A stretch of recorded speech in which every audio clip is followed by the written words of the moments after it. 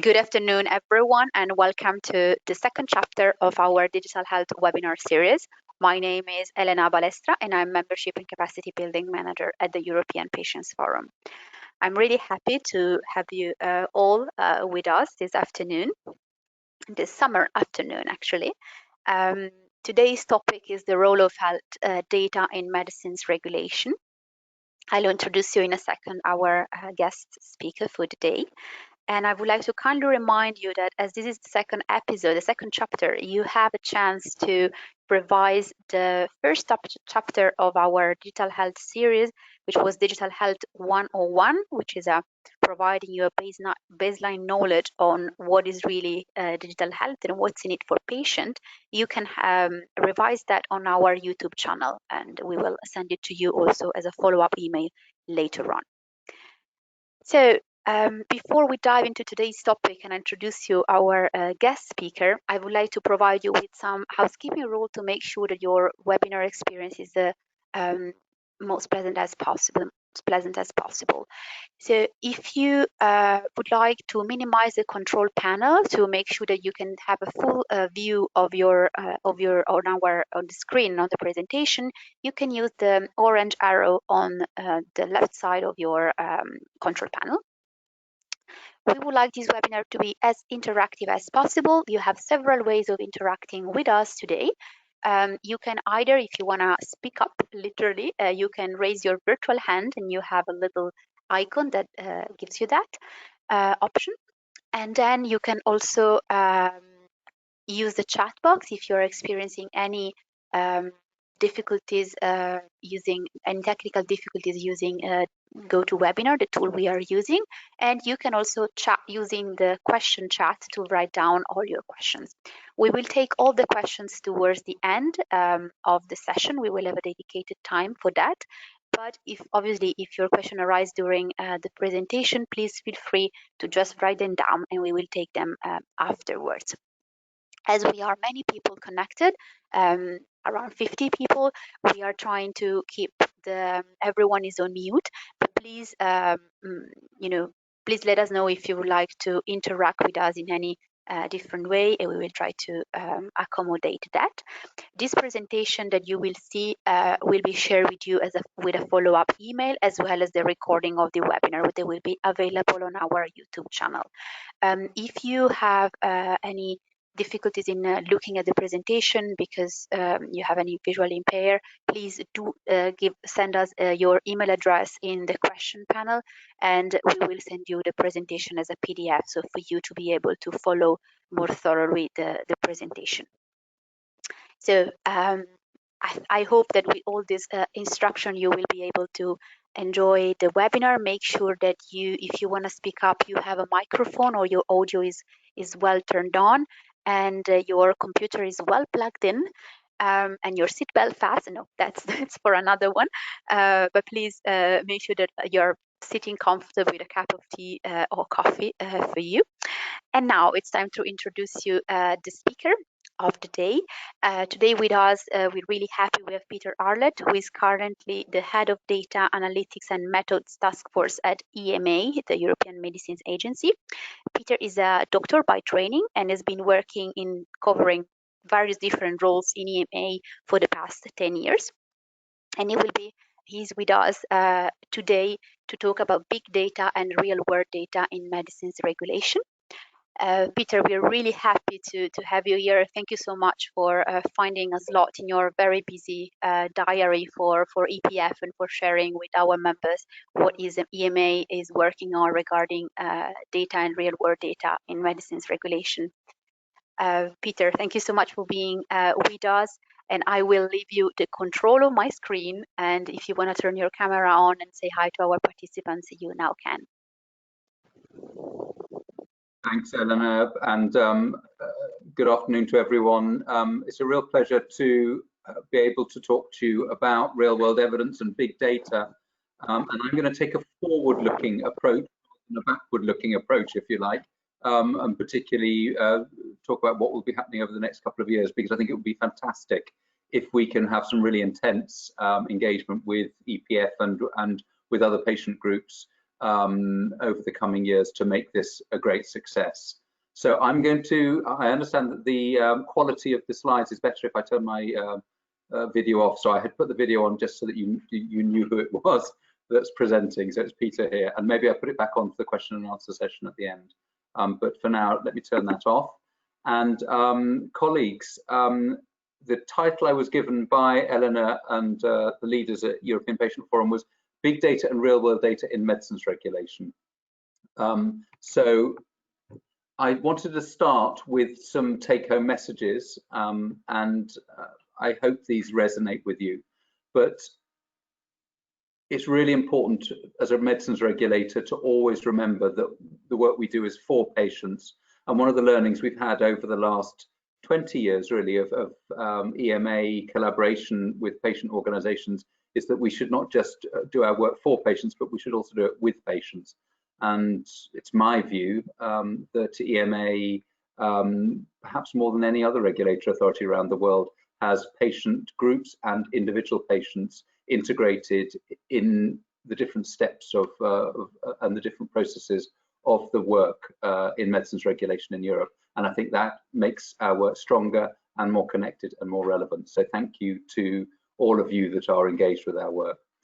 The next sort of guiding principle of our work in general, but particularly in the area of big data and real world data, is that we should be guided by science, and linked to the flip side of guided by science is enabled by technology. I don't think those require any further explanation really. Another point which guides us is to work with stakeholders, and clearly patients and patient organizations are our ultimate stakeholder.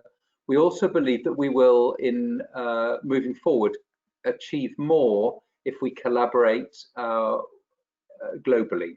And what do I mean by that?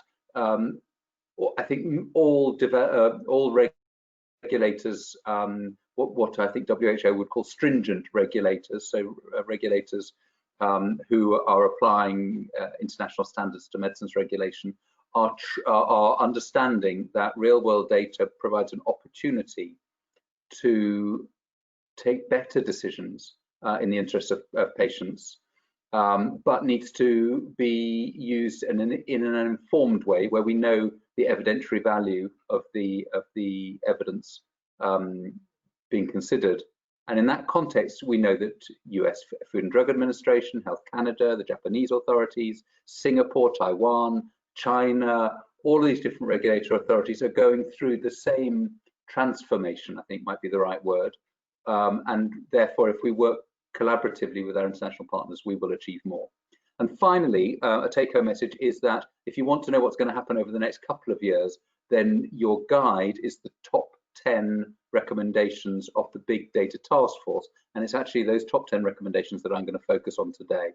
So, and last point on take-home messages is that all of our work is to facilitate access to medicines fulfilling unmet medical needs and to optimize the safe and effective use of the medicines that are on the market. So in the presentation, I'm going to whiz you through these top 10 recommendations of the Big Data Task Force, and I'm going to try and make some reflections on implications for patients, but most of the reflection actually hopefully will come out in the discussion. And please feel free to shout at me, challenge, provoke, and see what comes out, because I think I would like a lively debate if we can have one. So firstly, why was there a need for the European Regulatory Network? And this is a piece of work I'm presenting to you today, which is joint between the heads of the national agencies, so-called HMA, heads of medicines agencies, and the EMA. Why was it felt that we needed to review, take stock, and make recommendations on big data?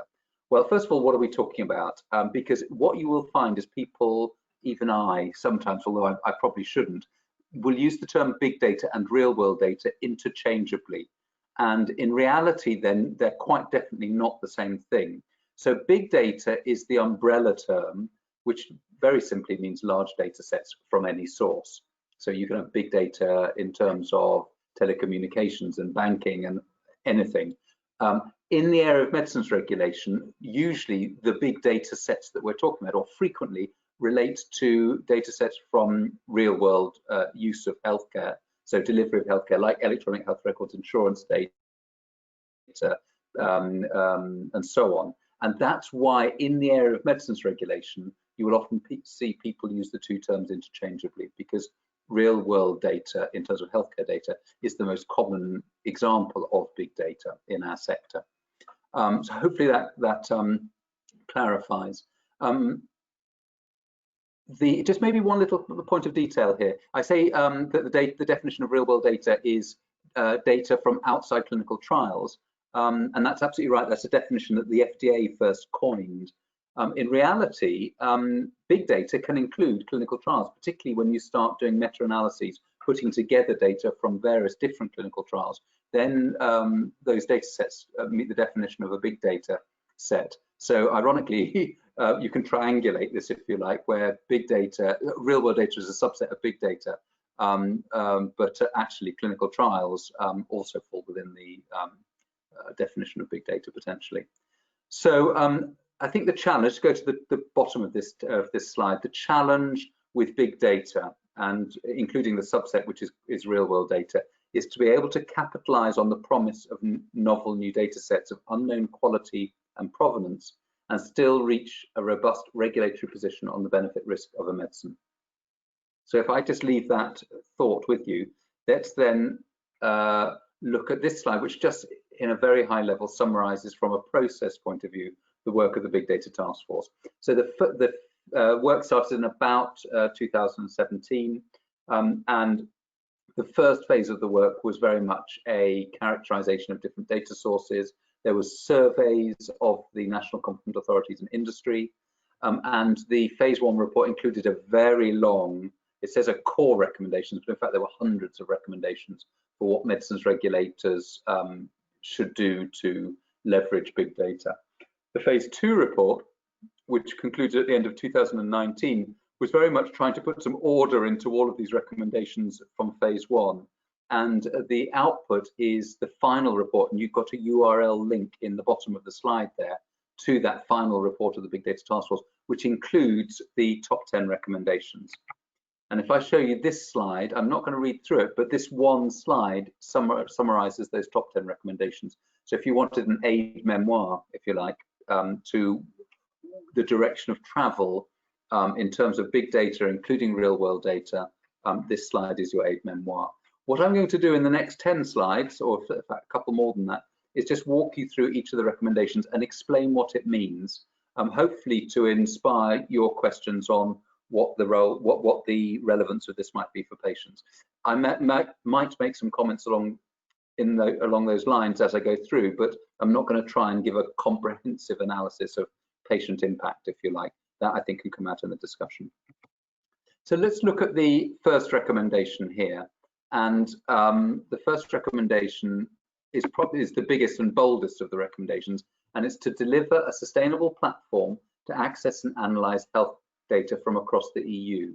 And we've called this proposed platform Darwin, which is made up from the words data analysis and real world interrogation network. Let me just do that. The word Darwin was chosen, as well as matching those words, because what we want to do is set up a European network and platform for healthcare data that is able to evolve very quickly, because the data landscape and the technology landscape are changing very quickly. More and more member states, more and more healthcare systems are digitalizing and making data available or potentially available, and we would like any network established to be able to absorb and leverage the new data made available as it comes online year on year.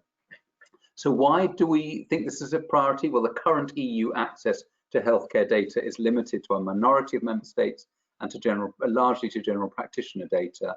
And the way we think we will deliver this is by leveraging a multi-stakeholder approach, also using existing projects. There's been quite a lot of spending, particularly on real world data from the Innovative Medicines Initiative, for example, as well as other European budgets over the years. And we think a partnership approach is the way to go.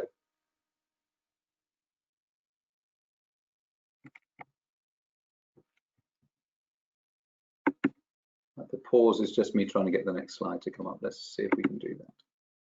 There we go. Okay. So the next recommendation is for to establish an EU framework for data quality and representativeness.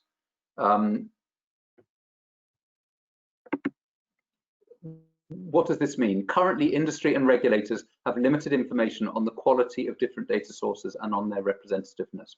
What do I mean by that?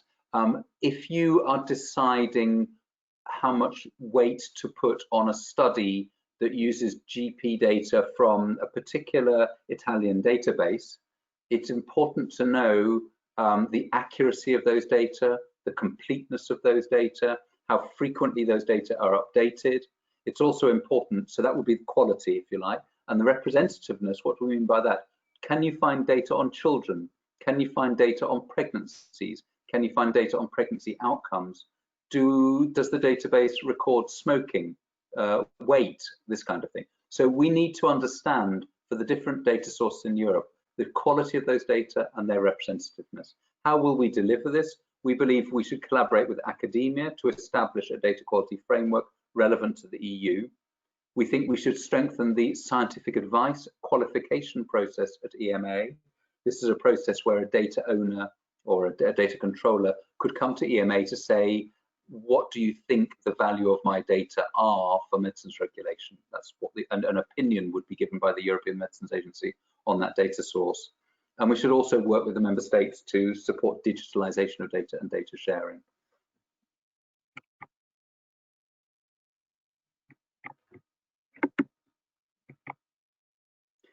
Let's now move to data discoverability. What's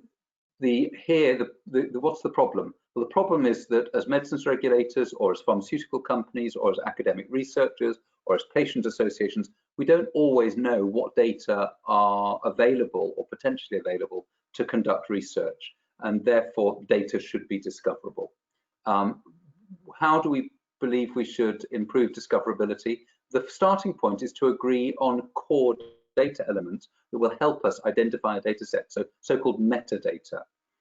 Once we've chosen metadata, we need to have a database which will allow people to search for a data set with a particular set of characteristics. We already have a database along those lines. It's called the NSEP Resources Database. And if you search NSEP, Google the word NSEP, you'll find it. However, that was built about 10 years ago. It is not as optimal in terms of its functionality and searchability, and also the data elements that we collect in there are relatively crude and perhaps not optimal to enable the discoverability that we want to enable. Let's go to the next slide, or the next recommendation. The next recommendation is to develop EU network skills in big data. Interestingly, when we did our survey of the national competent authorities and the EMA staff back in 2017-18, what we discovered is actually there are limited skills and knowledge on key big data areas, and this would include statistics, epidemiology, data science, the different types of omics, as well as advanced analytics, including artificial intelligence and machine learning. So what do we suggest to do in this area? Well, through the European Union Network Training Centre, so this is a collaboration with the national competent authorities to train people working for the regulators, we will map skills in the European regulatory network in big data, and we will develop training curricula and training material to build the competencies within the network. In certain circumstances, we will need to also have targeted recruitment, particularly for new skills area, on things like machine learning and artificial intelligence, where there will be potentially people with skills outside regulatory authorities, and the quickest way to get those skills will be to recruit new people. So, next recommendation is to strengthen EU network processes for big data submissions. So the issue here is that we have relatively limited experience of scientific advice and of marketing authorization application assessments that include big data, including real world data. And we also don't systematically track and learn from the applications that we do have. So what do we plan here? Well, we plan what we've called a big data learnings initiative, where we should track and learn from all relevant big data applications through the product lifecycle. And the learnings from studying those applications should then feed into reflection papers and guidance. We also believe that we need to increase the transparency around observational studies. And some of you will know that there's an existing public register called the EU Post-Authorization Studies, or EU PAS register. Again, if you were to Google EU PAS, it should come up. But that database needs to be enhanced, and we also need to find ways of increasing the registration.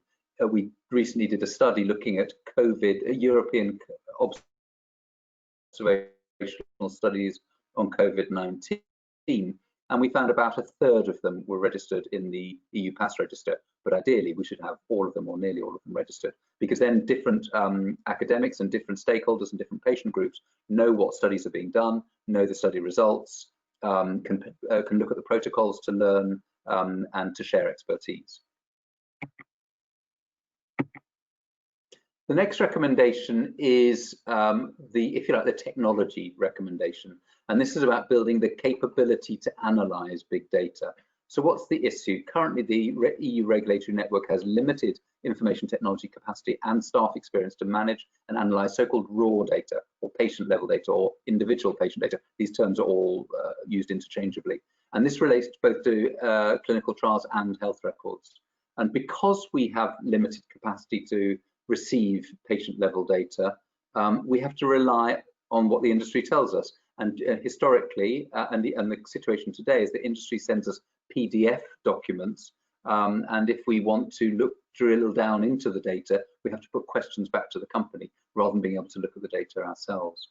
So what do we plan here? We plan to build computing capacity in the cloud, and where possible, leverage existing EU technology initiatives, because there's a lot going on. We think we need to improve the analytics software capacity for rapid analysis of real-world data.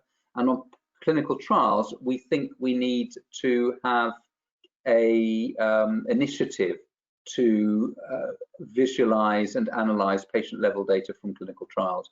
And in 2020, we are taking a review of experience to date with a view to having a prospective pilot on receiving and analyzing patient-level data from clinical trials in marketing authorization applications in a sample of applications in 2021.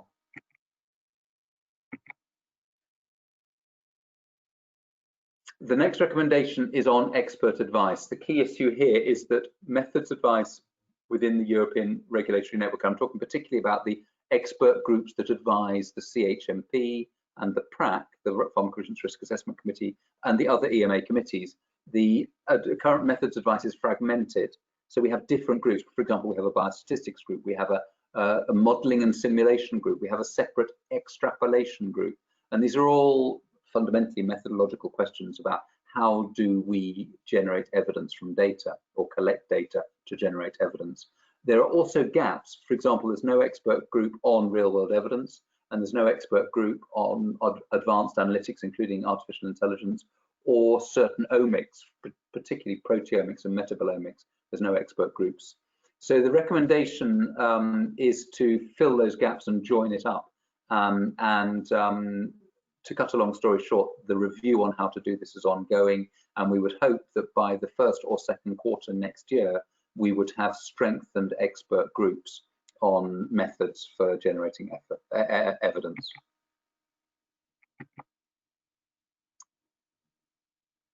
I have a few slides on this next recommendation because it is so relevant to patient collaboration and patient groups. So the headline recommendation is to ensure that data are managed and analyzed within a secure and ethical governance framework. Why do we need this? Well, complexity of data protection and ethical issues around data sharing can be barriers to accessing and analyzing data. And what we need to do is to work through those issues to enable data sharing in a safe and secure environment. And what we want to do is engage with national and European Commission initiatives on data protection, and to develop a question and answer in dialogue with patients and healthcare professionals. I'm going to just go to the next slide because it goes into a little bit more detail. here. So we've already initiated these discussions, particularly with the Patients and Consumers Working Party of the EMA in joint plenaries with the Healthcare Professionals Working Party. So we had meetings on the 3rd of March and the 2nd of June this year, which focused on the Big Data Task Force recommendations, introduced a project on which we've called Electronic Health Records Access, Share and Expand, where the principle, or the first deliverable is a question and answer on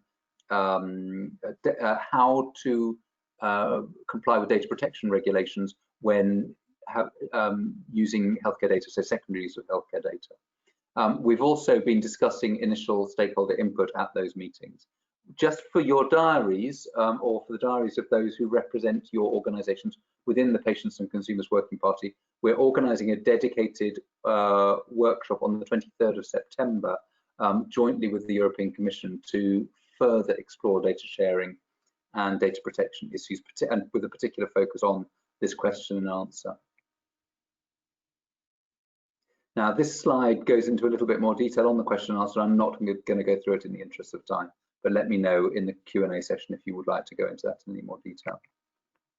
So we've only got 2 more slides on recommendations. This is the recommendation number 9, engage with international initiatives on big data.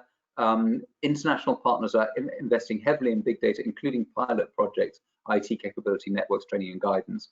And we think we should engage with multilateral initiatives. One thinks of ICMRA, one thinks of ICH, one thinks of CDISC, and other standards and format type multilateral organizations, but also bilaterally with partners, for example, FDA, Health Canada, Japan, so that we can learn from what they're doing.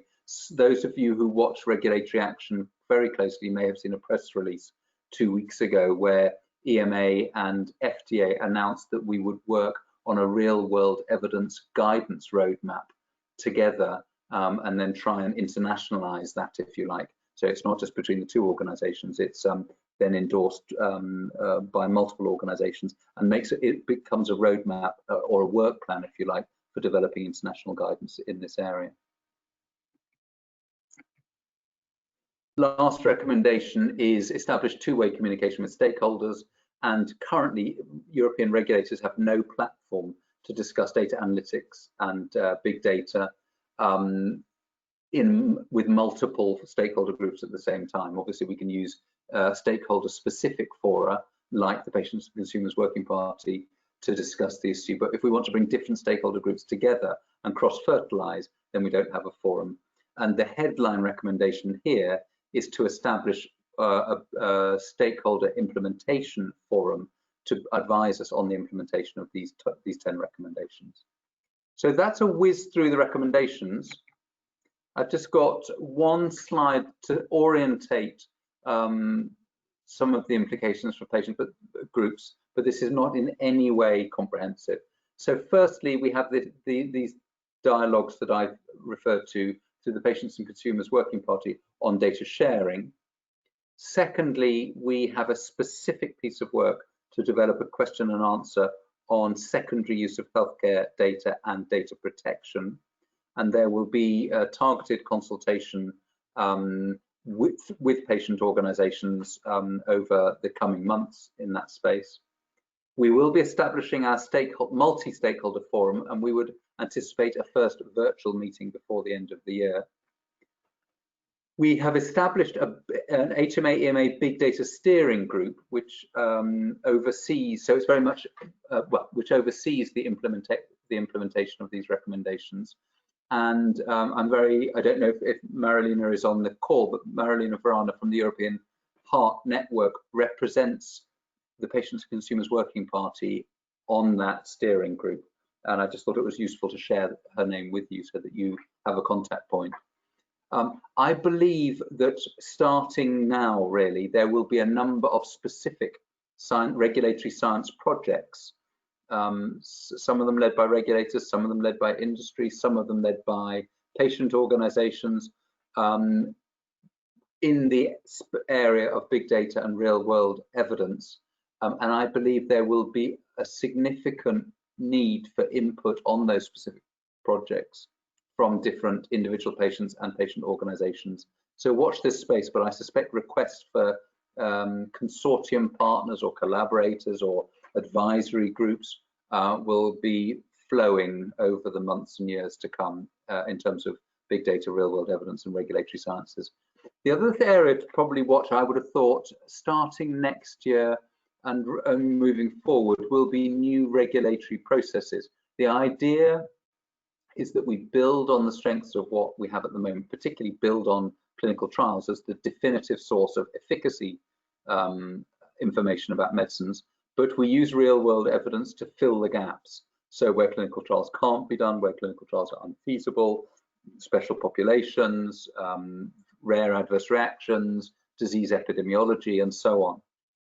And we need to build business processes to obtain those the evidence, to feed that into decision making in the EMA committees.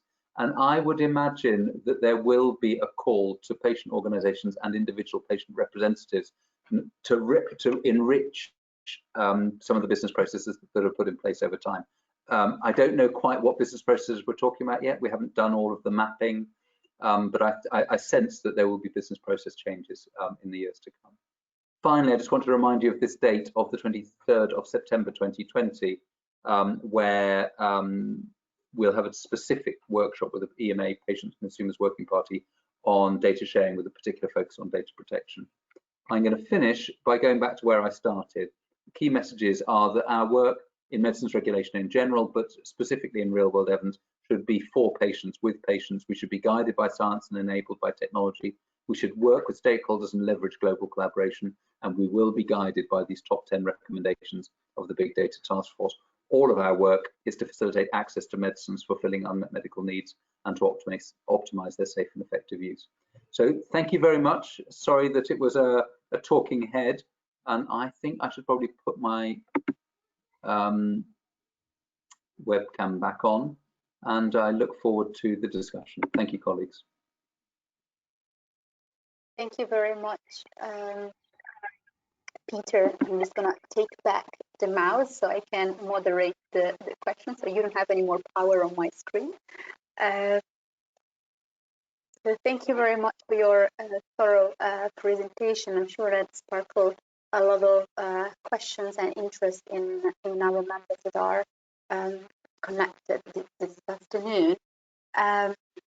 And we can actually, please remind you how to interact with us. You have two ways of doing it. Either you can raise your hand. There is a symbol of a hand that you can tap on, and then we will give you the floor. Make sure you have a microphone for that. Or you can type your questions in the question panel on your right side, and you can just chat with us, and we will report a question to Peter. I think I have the first question. So Peter, there is a question coming in asking what are the key things that patient organizations should really do to engage on digital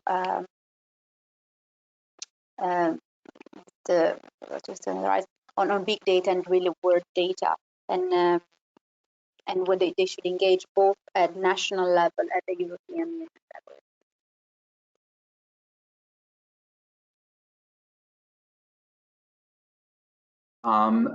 I think it's more a discussion topic than one I will have the answer to, because I think how patient groups should operate, the experts of the patient groups. However, maybe just a few thoughts to get started.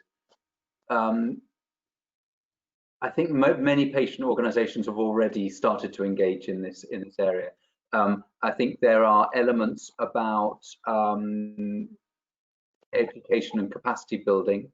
There are probably tracks of work around empowerment of patients through knowledge, if you like. So understand when your data is being collected, understand your rights in terms of data protection. I would argue, understand that if data are shared in a secure environment, understand the benefits of data sharing in terms of research that could benefit patients.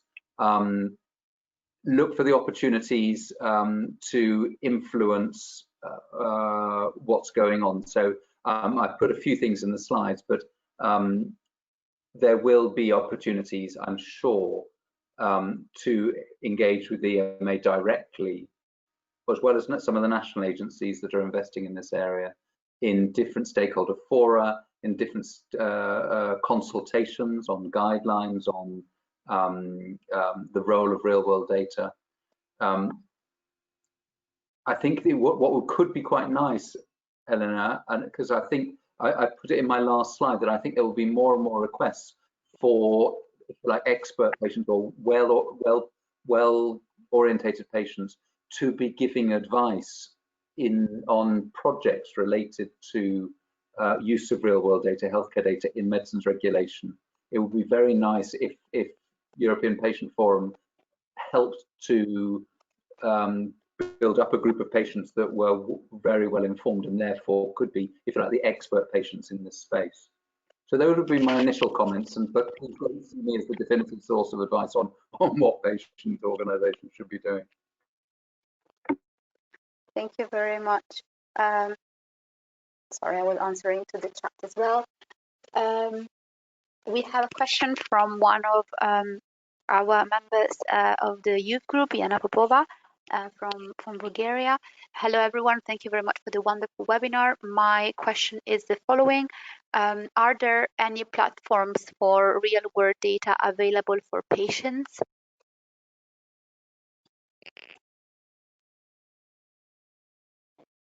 Peter, are you still there?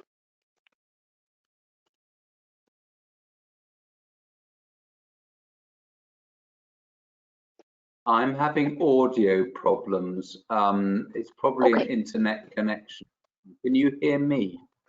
I can. I hope our audience can as well. I'll repeat.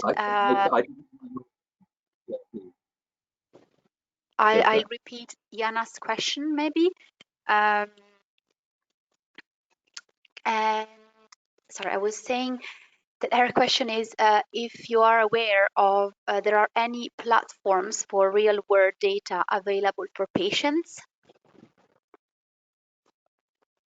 Okay. I suppose the question is what, maybe I can ask Yana, I don't know if Yana wants to take the mic to explain the question a bit more, because are you talking about, there are lots and lots of platforms where patients do share their health data. We've had some interesting presentations, and Natalie Baird may want to, because I know Natalie from EMA is on the call, may want to comment as well. But for example, from the Duchenne Association, on the platform they put in place for patients, and I know a number of individual patient organisations have put in place platforms for sharing data within the patient organisation. So I think the short answer is there are lots and lots of platforms, but I guess the question is for what? Because yeah, and who would have access, Yana? I don't know if you can elaborate the question a bit more.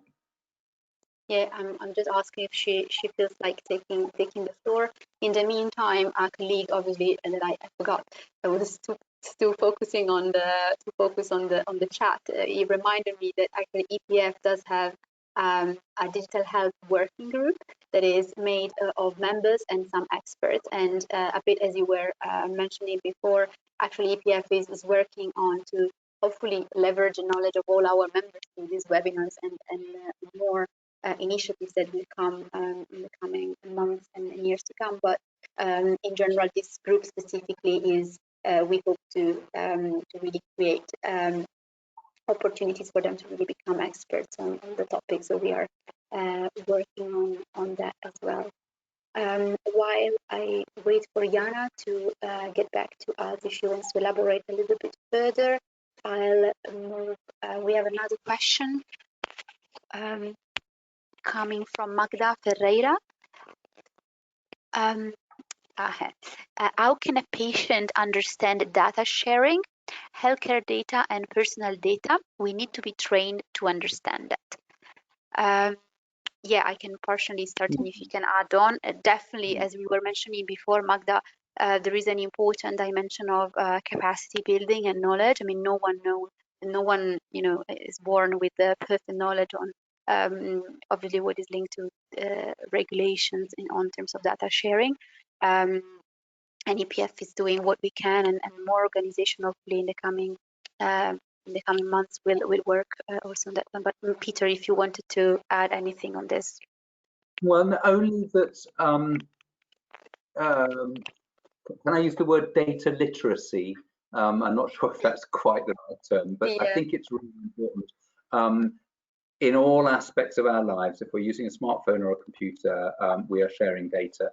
And whether it be healthcare data or other aspects of our lives, we need to, as citizens, whether we're putting a patient hat on or a consumer hat on, or just a citizen hat, we need to understand how our data may be used, so that we can make informed choices.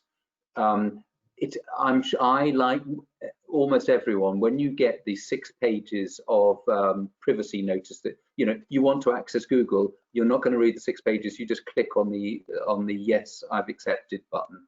And of course, the advice from experts in data protection is always read the small print. And the reality is we're not going to do that. But we do need to understand some basics.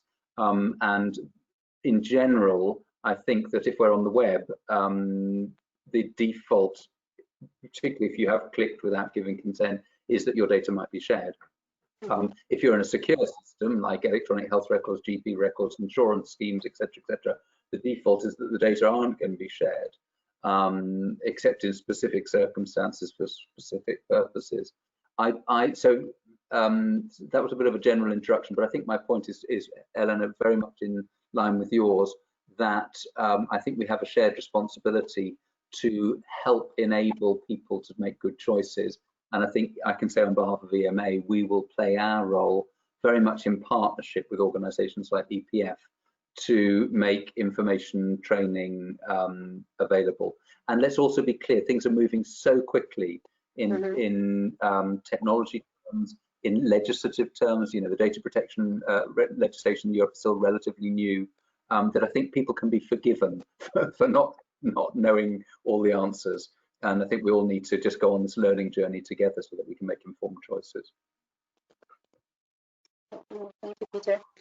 We have a question from Anne Charlotte, and I really welcome you to write down all your questions. Don't be shy. It's really the moment to bombard Peter with question in a good way, obviously, but really take advantage of this great opportunity, and don't be shy. And all questions are really valuable because we are all learning here, and myself included. There is no silly question or obvious one. Please feel free to ask anything that comes to your mind related to this topic.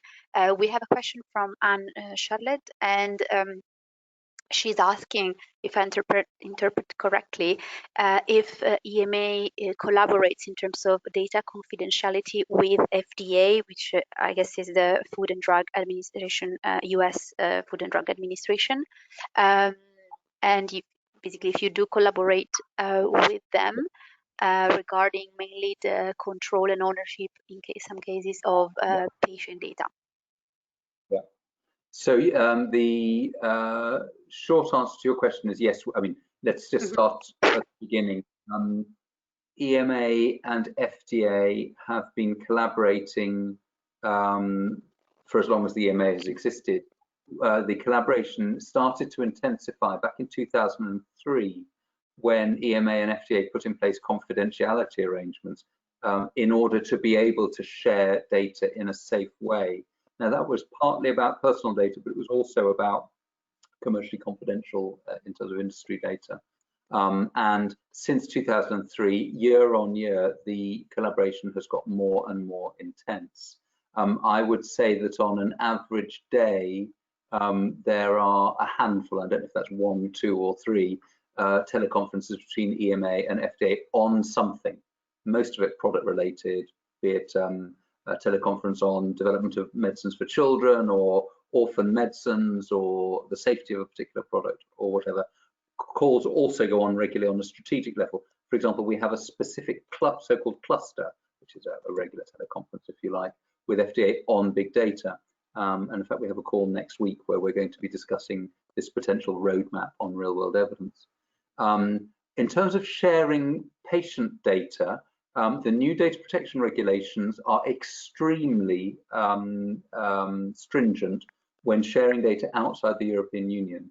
And there is more work to be done to clarify how data can, at an individual patient level, so not anonymized data, so data that could be identifiable, can be shared outside the European Union. So as a general position, we only would share information that's been anonymized with FDA. But this is an area which is evolving, and there are sort of positions from the data protection governance structure within Europe expected on international transfer over the next year or two, which hopefully will clarify the way forward.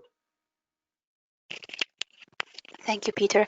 Anne is, because I partially misinterpreted her question, and she was also, there was a second part that I haven't seen, that it was referring to her concern, because probably as a patient advocate, she works also with the US, and she's concerned about the political situation, and she would like to change, if I understand correctly, the regulation and how they are handling data protection over there.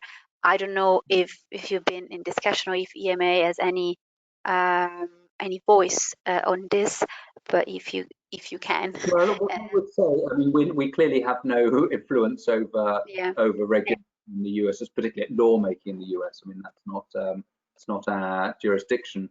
We do, however, we have had two rather intense informational sessions with the US Food and Drug Administration, where we've explained in detail the European data protection legislation.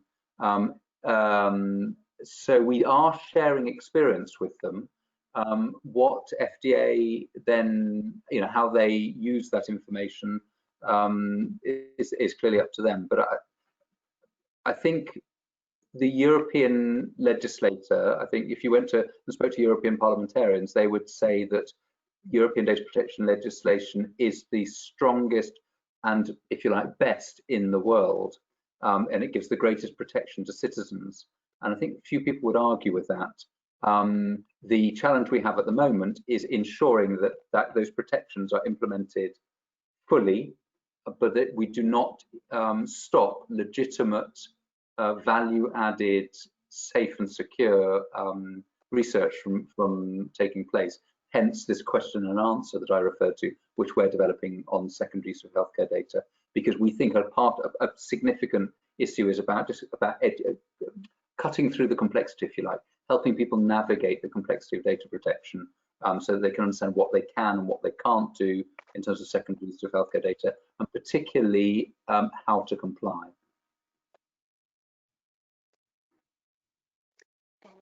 Thank you. I hope this answers your question, Anne. I have Michael Rataj with a question. Sorry, I'm trying to go back. Okay. Do you have any recommendation for patients' organizations in terms of what kind of data they should collect or share? Is there any gaps in RWE which could be improved first, and how can we do that as a patient organizations? Okay, that's a very interesting question. So if we look at what data are accessible for research purposes at a European level, the gap is, I would say, secondary and tertiary healthcare data.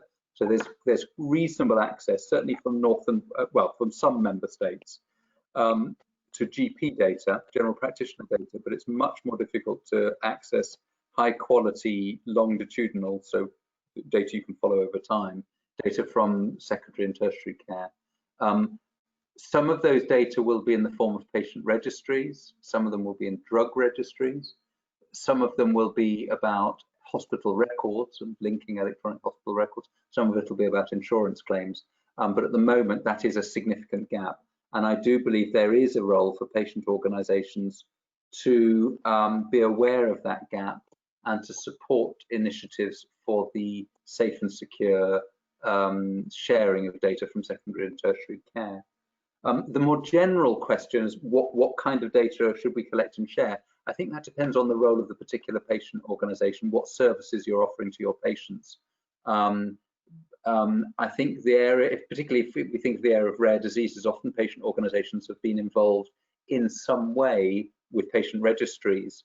And then what I would say is consult, I would make it as a request actually, if possible, that particularly if you're initiating a patient registry, think about how the data will be used and what the research questions are before you start. And particularly if you want the registry data to support getting products on the market or the use of safe and effective use of products on the market, then consult EMA, for example, on the data elements to be collected and even on governance principles for the registry that you're establishing. We've done quite a lot of work on patient registries over the last couple of years, and we've come up with, if you like, good practice principles, but there may be questions that are specific to your disease area where EMA can help. So we're open to questions, I would say. Thank you. We still have a little bit of time. There is a question from Dimitris Athanasiou from the World Duchenne organization. Is the EMA endorsing the return of patient data from clinical trials back to the patients, or is EMA interested in doing so?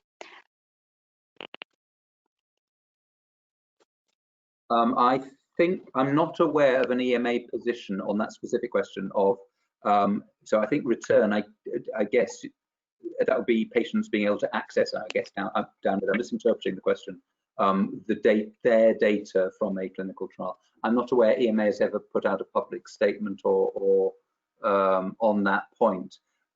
If I could therefore just step back from the question and deal with it at a more general level, the EMA believes profoundly that patient empowerment and patient engagement in the process of development, authorization and use of medicines is good for patients, good for society, and good for drug development and good for drug regulation. So if I joined those dots together, I would be surprised if ever EMA took a position on that point, that it wouldn't say that it sounds like a good idea for patients to have access to their data. I think EMA probably has in the past put out statements about, well, not has, for certain EMA has taken a very strong position on clinical trial transparency in general. So you'll be aware of the various initiatives to make the dossiers submitted and the clinical trial reports submitted public, and EMA was the first regulator on the planet to do that. The new clinical trials information system will be having, I think, certainly for Europe, unprecedented levels of transparency for European clinical trials when that goes live, and that's anticipated for the end of next year. So in terms of transparency, high, in terms of patient engagement, high, on the specific question of returning, I think was the word used, the data to an individual patient in a clinical trial. I don't think we have a position, but it sounds like, to me, something that we would support if ever we needed to.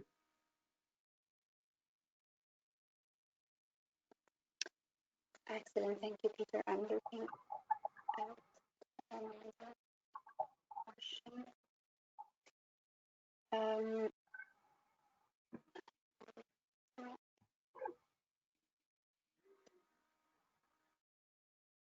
Okay, we have a question from Anne, and Charlotte, and she would like to ask it herself. So I'm just gonna go to get this and unmute her.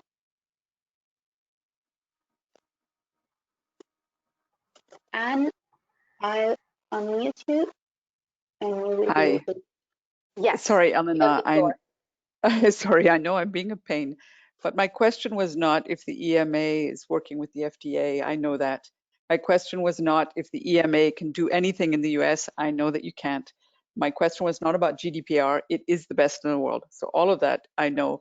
Peter, I was wondering, and this is me personally, with the changing political situation in the United States and everything that the government is getting its hands on over there, and I say this as an American living in Europe, I am very interested to know whether this is changing the way you are working with the United States, the FDA, I would say, because I think they are trying hard to do good work, but I'm afraid that at the moment they are being hampered, and I wonder if the EMA is taking that into consideration. Perhaps that's not something you can talk about, but it seems to me that there's a lot of things that are happening top down that we need to protect ourselves from. And GDPR is good as far as it's in Europe, but once things get over to the States, that doesn't cover it, doesn't cover the confidentiality. So I was wondering if you can make any comment on that, and if not, I understand. Thank you. Yeah, no, I mean, I understand the context of your question, and particularly in the era of COVID-19, we all follow the media, and so I'm making an assumption, but I'm assuming that's in part the context of your question. I'd say all clinical trial data, really. And clinical trial, okay. So, but I would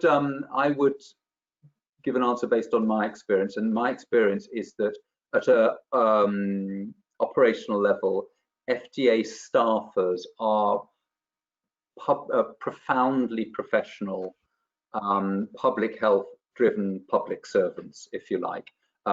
They are very highly motivated, public health, public servants. And I have not, and at an operational level, the FDA I've not noticed any change in the approach of the colleagues that I interact with. Just for your interest, literally the 2 hours prior to coming onto this call with the European Patient Forum, I was on a call with FDA and Health Canada talking about real-world evidence collaboration in the context of COVID-19, and the professionalism and the commitment from our FDA colleagues to answering important public health and medicines related questions was striking. And Amy Abernathy, who is the who used to work at Flatiron, is now in a very senior leadership position at FDA, is really invigorating their real world evidence work, and we very much look forward to collaborating with them and intensifying that collaboration on real world data. So again, I mean, I can't answer the direct question because I don't know the answer. I don't think we have an answer, but at an operational level, FDA remains an extremely professional public health driven organization, in my experience. Thank you.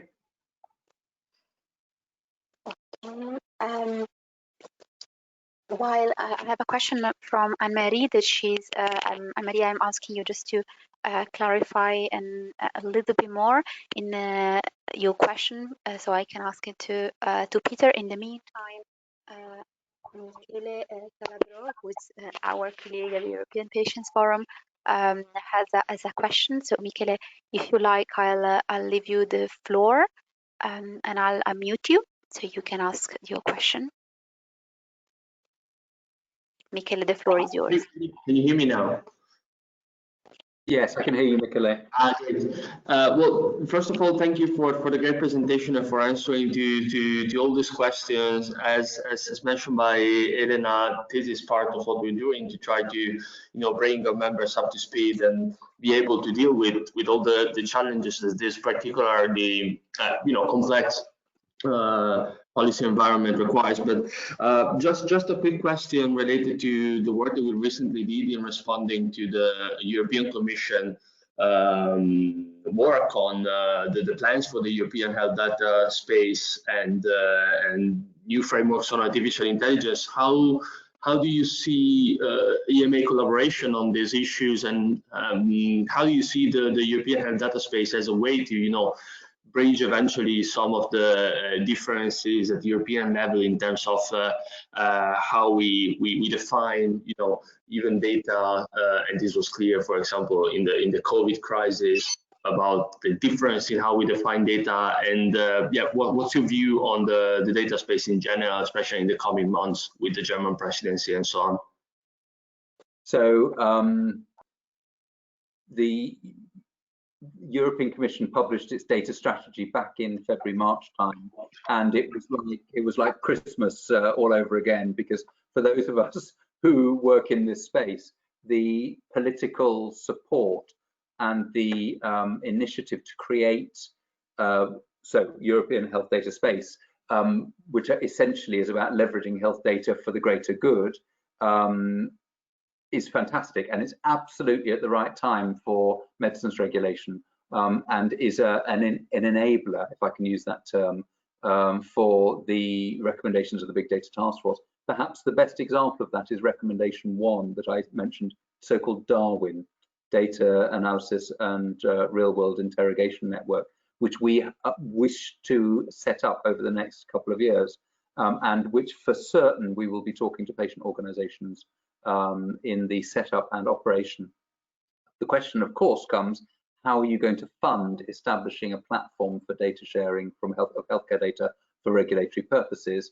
And we are hoping that Darwin will end up being if you like, a pathfinder or a pilot project demonstrating European added value from the European health data space. So we see it as a fantastic opportunity, if you like. I mean, just to mention, and some people on the call will have seen presentations from the Commission on this, but the fact that the President of the European Commission, in her initiation or introductory letter to the new Health Commissioner, explicitly talks about the European health data space as a priority for the European Commission for the next years, I think is very exciting, because it means that we have political and hopefully resource support to make a transformation in terms of the use of healthcare data.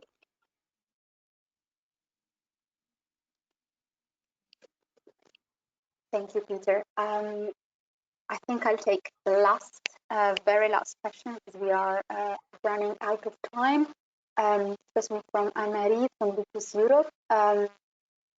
She's wondering about data regarding rare disease. We know that for the rare disease community, data sharing is a very big topic. So she's saying that it's hard to find data on rare disease, as well as having clinical trials or on their condition.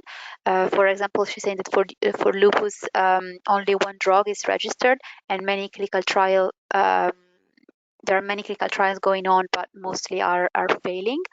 So she's asking, I think, and if I don't interpret it correctly, Anne-Marie, feel free to write me. If all this work is also linked to data in the rare disease community, and if EURORDIS is also involved, and how you are planning, if you are planning to gather those data, and if you are relying on patients' organization or on who to do so. Okay, so thank you for the question, Anne-Marie.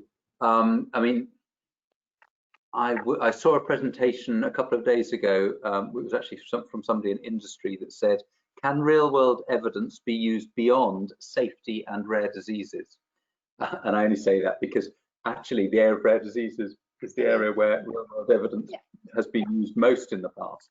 And that's just because of a feasibility of clinical trials, of enrolling sufficient patients, and also sometimes of the ethics of having no active comparator, because there isn't one authorized, or of a placebo in a potentially serious or life-threatening disease.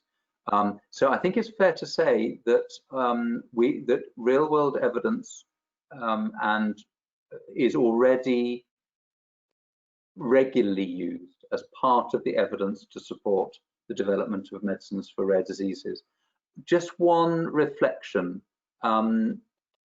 Clinical trials are the gold standard and remain the gold standard for demonstrating efficacy, so whether the medicine works or not.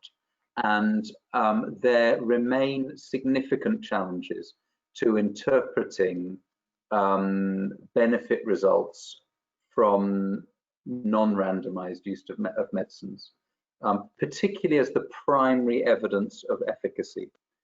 So I just put that in as a cautionary word. I know it's right at the end of a session which is talk about the opportunities of real-world evidence, but I think we also need to be clear that there are some questions that real-world evidence is not so good at answering, and primary efficacy, the primary demonstration of a benefit to patients, real-world evidence is not so good at. Historical controls it can be used for, extending efficacy or demonstrating efficacy in additional populations or indications once the primary efficacy has been demonstrated, well, maybe, but we need to make sure that we protect clinical trials when we can, because they do remain the gold standard when they are feasible. I think that's probably a good message to finish on, actually, Elena, because it's all about the contribution of real-world evidence within a spectrum of different evidence types, and clinical trials remain critically important in that space. Yeah, and I think on this note, we are running out of time and we don't want to block you for much longer. Peter, really warm thank you to you and your team for being with us today. As I was saying before, this is our second appointment, our second meeting, and we will have a third one later on in July, and other two will follow in end of summer, beginning of autumn. If you would like to access again this webinar, you will shortly find it on our YouTube channel. If you are already subscribed to our YouTube channel, you will receive a notification. If you're not subscribed yet, please do so you will be able to receive all our videos and webinars. This presentation as well will be shared and as a PDF, in a PDF format, in a thank you email. And we will also send you a very, very short, very quick and sweet survey that you can fill in just to understand if you like the webinar and if you get what you wanted out of it. I think we can close here. Once again, Peter, thank you very much to you and to EMA for taking a time to present your work and create this bridge between the patient community and EMA as a regulator. Well, there definitely will be other chances of collaborating and discussing further. Well, and it's been a pleasure, and thanks to European Patient Forum for the opportunity. I say goodbye to you now. Thank you very much. Thank you, everyone. Have a lovely afternoon. Bye. Bye-bye.